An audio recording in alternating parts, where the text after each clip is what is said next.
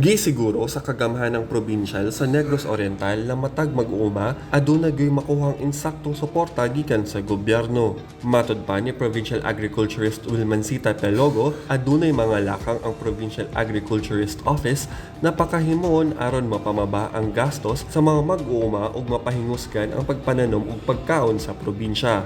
Apil sa mga gihimo karon sa PAO ang koordinasyon sa PhilRice, DA ug local seed growers alang sa pagpanghatag og quality rice and corn seed sa mga mag-uuma para di sila maulahi sa planting season.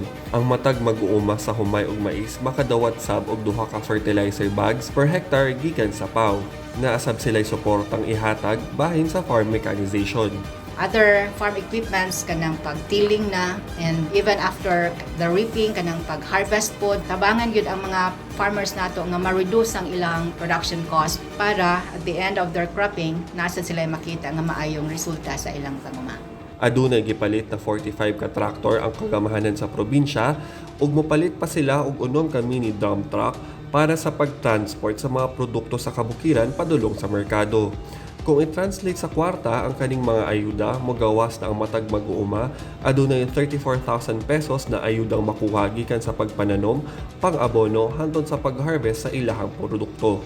Alang sa maayong balita sa Negros Oriental, kini si Roy Anthony Lamotan.